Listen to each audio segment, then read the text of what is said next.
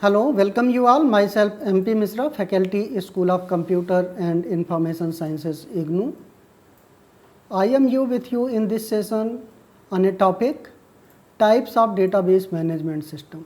If you remember in your previous session, we have discussed about what is database, what are advantages of database and how a database help different kind of business application to be developed. In this session, we will try to know that what are the different types of database management system and what are the advantages of those database management systems.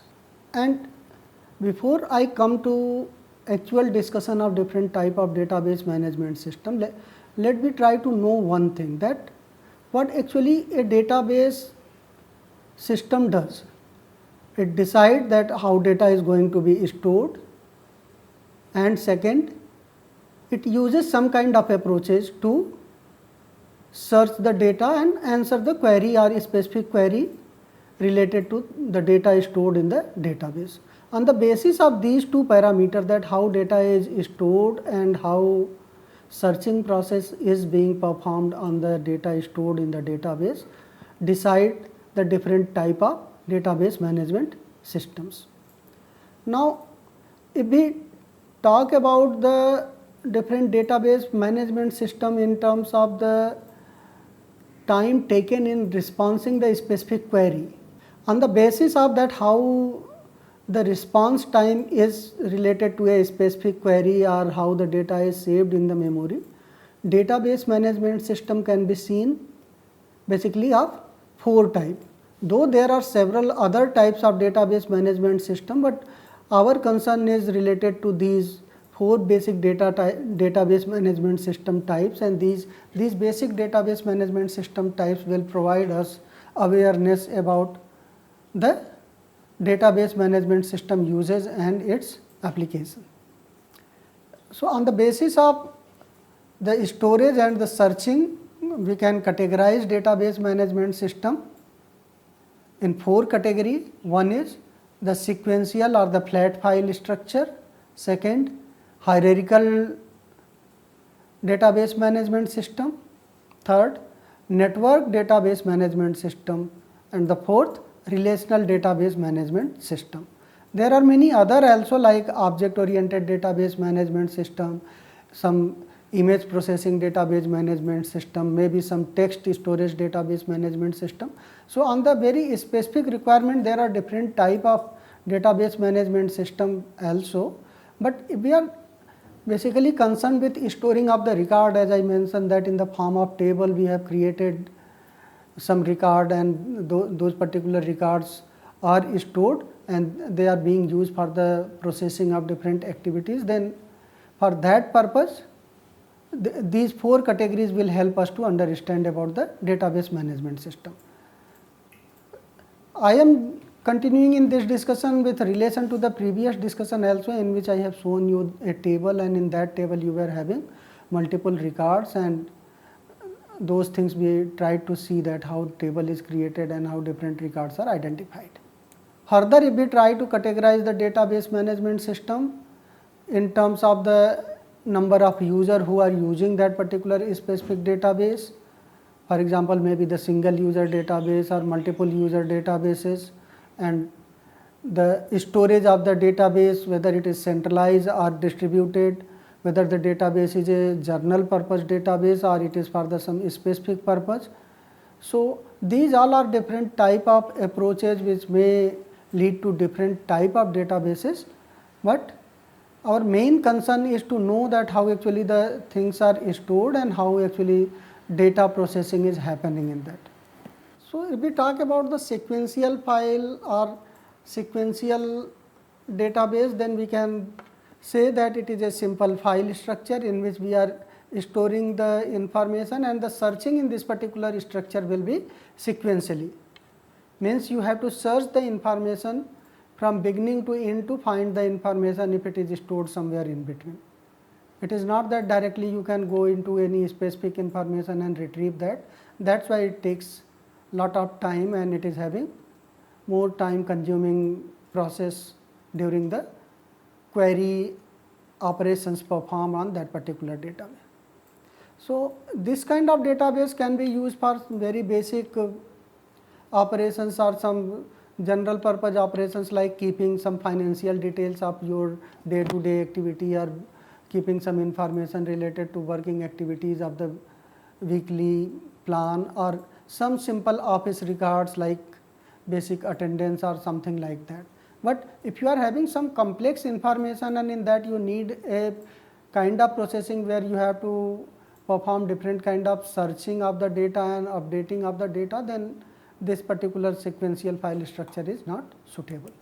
For example, if we take one example that we are going to manage the shopping information and we are doing the shopping again and again for our purpose of livelihood or requirement of livelihood, then we may store the different kind of items which we are going to shop, the description of the item, maybe the price, maybe the quantity which has been purchased, shop name, address of the shop, maybe the date of purchase, the amount paid or maybe the amount balance. These all things are the routinely happening activities and that is stored by the individual user, and for that particular the sequential file structure may be used. But if you look on this particular information little more closely, then you will find that this is not a very structured information. It is the information is a kind of raw information which is coming and directly just you are storing that particular information without having a proper structure of management of that information.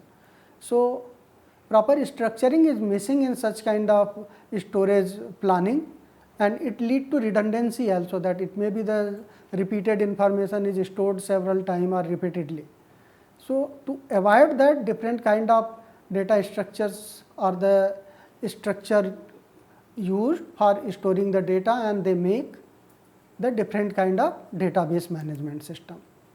Before we move to hierarchical network and relational database management system, let me try to again revisit what we have discussed in our previous session about some common terminology which is generally used in database management system, like attribute, which talks about the columns in the table, then records or tuples, which talks about the row in the table, and similarly the relation, the different attributes related to each other, or maybe how one table is related to another table also, and some keys and constraints like some rules under which the table is created and data is inserted in the table or maintained in the table.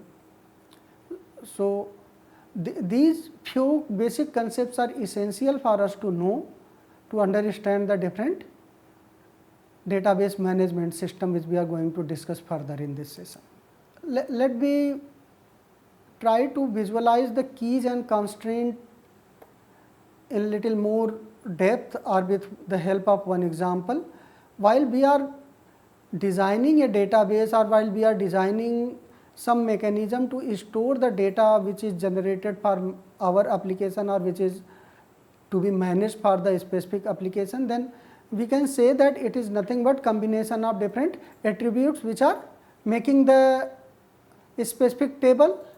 So, all the attributes in a specific table are related to each other, but you try to find out one specific attribute that is known as key attribute or primary key, which can be used to identify the each record in the table.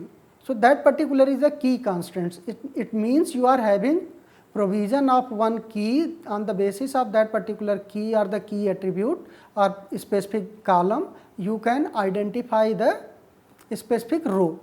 For example, if we are going to, let us say, create a database student or a table student, then in that we will be having a key attribute, that is the enrollment number of the student. So, every student must have that enrollment number, and second, what will be, the enrollment number must not be empty field. It means the enrollment number should be some value, it will not be null. So, another constraints you can apply, that is not null in the case of your attribute or the column is being used for the identification purpose, or it belong to primary key, or it is a primary key. So, in that case not null constraint should be there. It means the value of the primary key should not be null. Similarly, referential constraints, as we are discussing that in a specific database there may be several tables and there are possibility that several tables will be related to each other, then on what basis they will be related to each other, that is also a question to think about. And if we think about that, we will find that there are some common attribute between those different tables. On the basis of those common attribute, there is a linkage, and that linkage provide connection between the tables. That connection is used for the purpose of referring one table from another table, that is called referential constraints. It means when we are referring from one table to another table, we should be sure that data is available in another table when we are going to do some kind of operation.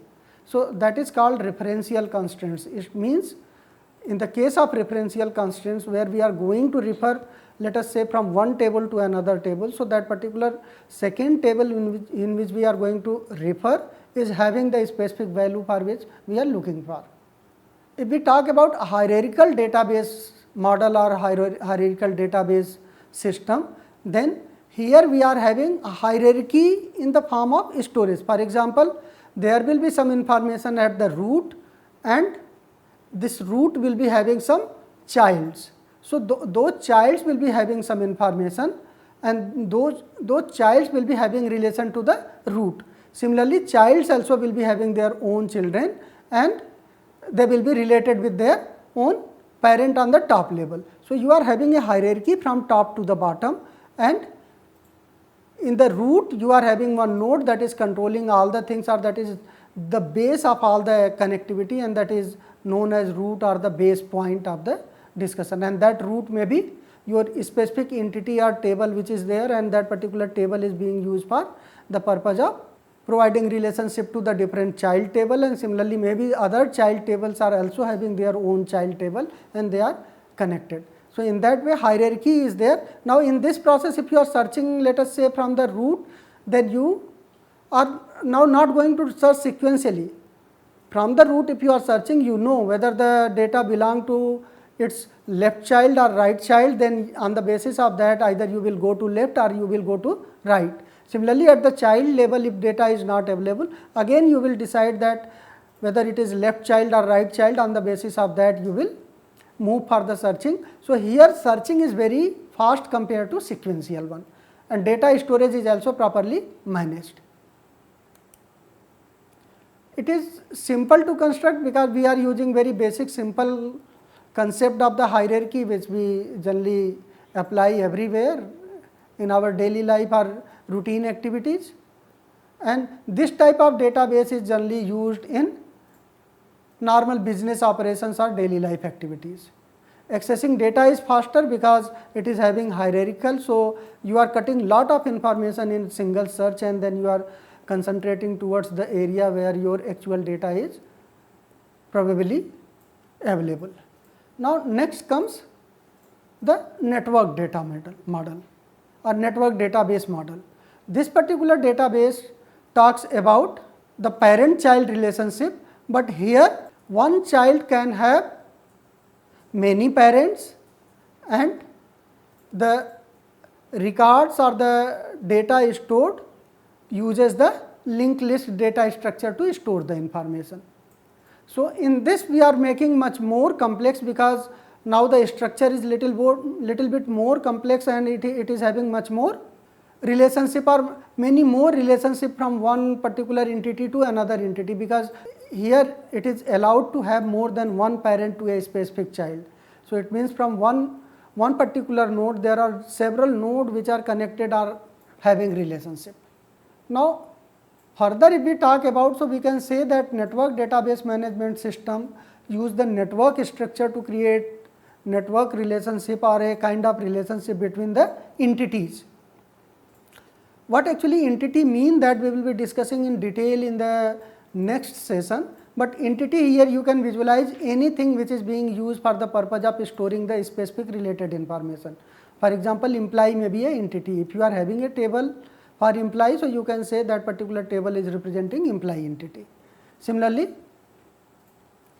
in this particular model, as we discussed, that it is having provision to have connectivity of more than one child to a parent, one child may have more than one parent. So, it is basically making a kind of more complex system, and in that particular system you can say that there is a several relationship existing between entities.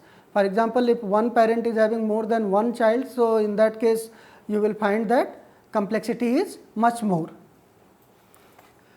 Network database also can be seen on the similar ground of the hierarchical database, but unlike hierarchical database, it is having more relationship or multiple parents. This is the main difference between these two. And as far as storing and searching operation is concerned, obviously it is much faster than the sequential one. And advantage of this particular model is that it eliminates unnecessary duplicate information, because it is providing multiple kind of connections. So, for every connection you don't need to keep the data separately, because one particular node may have relation with multiple node at the hierarchy in the topper level or the higher level. So, if higher level hierarchy node is having connection to a, let us say, one entity, then that particular entity may be connected to different higher level entities in the hierarchy, and in this way the redundancy of the data is minimized. In the network model, we can say that the relationship between entities can be seen m to n. It means if there are m entities at the one level in the hierarchy, there may be another n entities, so they are connected with each other. So, in that way the complexity of the network model or network database is more, but it provides lot of advantage in terms of storage of the data. So, it will be minimizing the duplicacy, as well as it will be providing much faster access of the information, or searching will be less time consuming. Now, next model is the relational database model, which is generally used for many of the application or majority of the application which we generally see around us. So, this particular model is based on a very basic concept that is known as the finite set and its relation concept. And relational scheme or relational concept basically talks about the relation between the entities, and this particular model uses a concept of two-dimensional table, and that particular two-dimensional table is called a relation. And in that two-dimensional table, what we are having? We are having some columns and then some rows. Rows are basically representing the record stored, and columns are representing the different relations on the basis of that particular database or the table is created. So, columns are representing the characteristic of that particular table or that particular entity for which the table is created, and individual row is representing the individual entity for which the information is stored. It means there are several entities of the similar type for which the information is stored in a specific table, and that particular is being represented as a kind of relation. So, rows are representing, again I am repeating, the record, and that record means one entity, and column is representing the specific characteristics of all the records of that particular table. Now, some basic advantages of this particular database model is that it is very popular, and most of the applications use this particular type of database. It has various integrity rules which ensure consistency, like the primary key, not null, referential integrity. All these rules are properly applicable or properly applied in this particular type of database system. Easy to use and handle, it means it provides facility to manage the relation as well as per the requirement, the relation, the kind of requirement or structure of the table that can be managed or can be changed.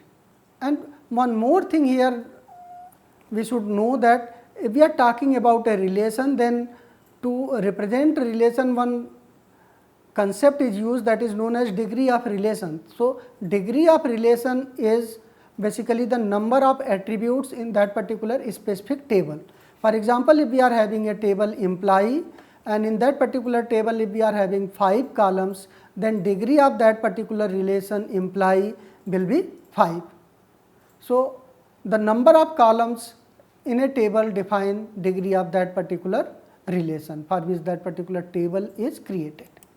So, in this model data is stored in 2-dimensional, because this 2-dimensional is something very common which is used and it can be easily shared and it is properly representable also, and this particular 2-dimensional representation of the data or management of the data basically suits to the concept of the set theory, and from there the basic working principle of the set theory are applied, and on the basis of that the data is stored in the table or in the relation is managed. Relational database model uses the concept of relational mathematics, that is the sets and relations, to perform the operation or to provide the services. And to perform different kind of services in the relational database management system, one very popular query language, that is structured query language, is used. This language help in managing different kind of information of the database, that includes inserting, updating, deleting and searching of the records. So, basically in any setup or any kind of operation, these will be the basic requirement of working on that particular database. That is, if you need to insert some data, you can insert. If you need to update some specific value of a specific record, you can update. If you want to delete the specific record available, you can delete. And similarly, if you want to search specific information, whether it is available in that particular table or not, you can search it. For example, again we can talk about a normal example of, let us say, for the shopping related example where the customer is going to purchase some product. So, obviously customer will be a kind of relationship in which the information related to different customers can be stored. So, customer table will be created. Similarly, products, there will be different products available in the store and those products table can be created.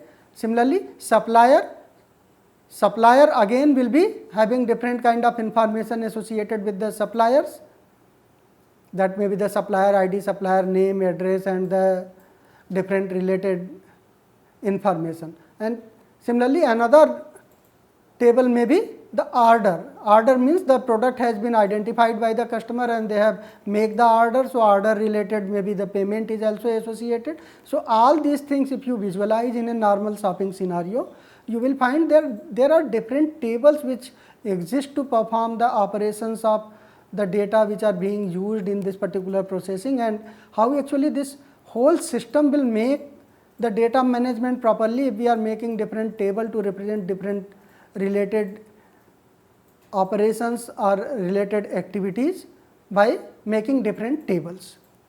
In summary, in this session we can say that whenever we are talking about database management system, we have to think about that how actually the data is stored and how fast the searching process is. And in a nutshell, at the beginning or at the elementary level, we should also understand that there are different type of database available, and generally those can be categorized in 4: the sequential, the hierarchical, the network and the relational. But most commonly used database system is the relational, in which the data is stored in the form of a 2-dimensional table, which is represented in the form of columns and rows. Columns represent the attribute and rows represent the records. And to manage or to perform the operation, one specific language is used, that is the structured query language in the relational database tables, and by using that particular language different kind of operation, whether insertion, deletion, updation or modification of the database table or the content of it is there, those things can be done. So, with this I conclude this session. We will meet again in next session. Thank you.